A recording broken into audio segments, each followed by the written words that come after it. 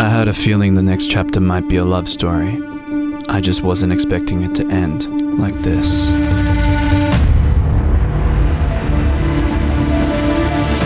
Man, I've missed world travel. But what am I doing?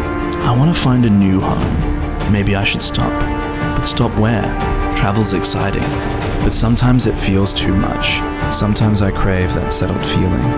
Obviously there's something that draws me to travel, but I still want a place to call home.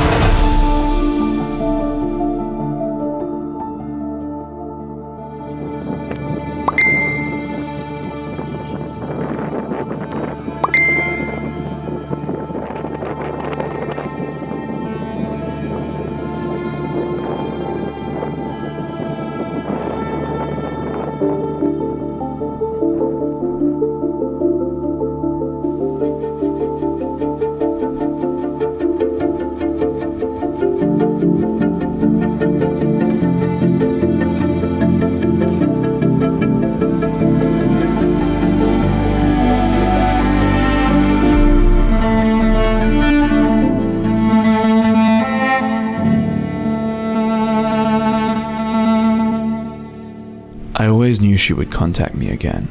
It was just a matter of when. That second week in Phuket, it was time.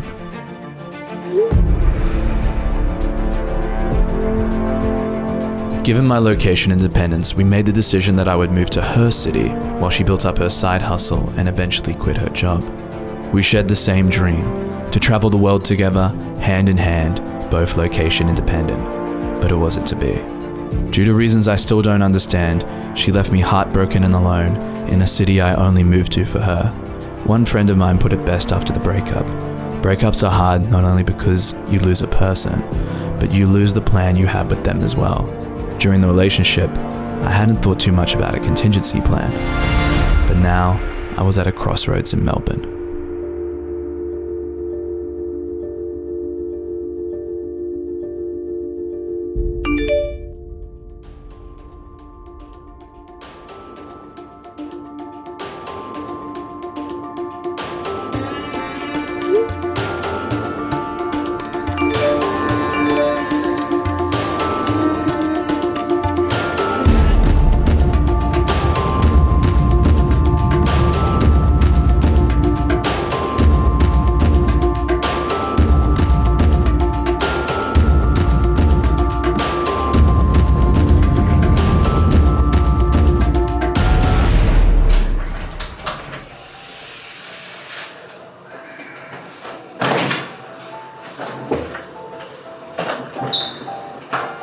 I started my Brazilian journey where most travelers do, in the city of Rio de Janeiro, the Pearl of Brazil.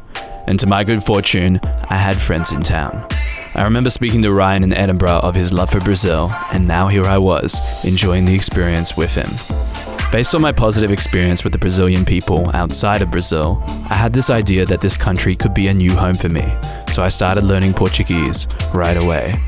Despite being a world away, there was a familiar feeling to Brazil, a similar beach lifestyle and climate to where I come from in Australia.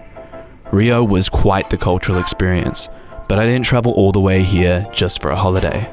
The voice in my DMs claimed that there was an inexplicable energy to Brazil, a certain intoxicating feeling that had to be felt to be believed. And yet, after 2 months in Brazil, I hadn't felt it. São Paulo was an obvious second stop, but then it was time to travel directly to the source, the northeast of Brazil. My turn for a vloggy. Alright, what are you gonna say? Make sure all your pretty ladies think I look cute, you know? Nick Rooney. Here in this relatively unknown beach city in Brazil's northeast, here he was, the world-traveling Casanova himself. Through Nick, I got a direct sense of what he loved about Brazil. After spending 2 months in the 2 most global cities in Brazil, the Northeast was a breath of fresh air. It felt like the real Brazil. No foreigners, friendly people, beaches, and warm weather. It was charming for a period, until it wasn't. Despite being one of the largest countries in the world, being in Brazil felt quite isolated. For the most part, Brazilians speak the one language, watch the one sport, dance and sing to their own music, and eat their own food. It makes for a very authentic travel experience, but as somewhere I could live long term, it was clear that Brazil just wasn't it. And of course that got me thinking about the opposite. A place so international that it attracts interesting people, food and culture from around the world, yet close enough to Australia to maintain some connection to the homeland. While there is obviously no perfect place in the world, after years of looking at alternatives, it was time to make a decision. And despite all its failings, there is only one city with a balance of all the things important to me.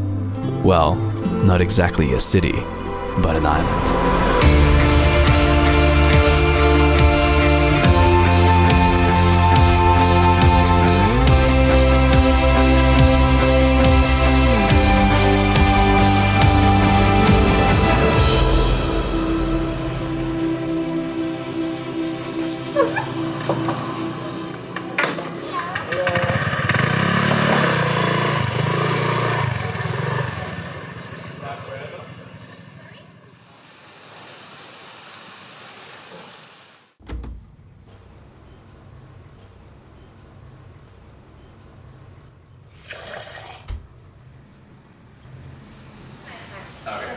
Just like, maybe it's nice for the footage. Okay, thank you. Yeah. Awesome. All right. Nice having business with me.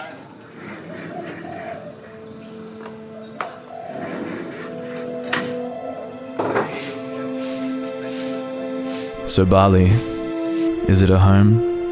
I'm not too sure yet, but it's my base for now.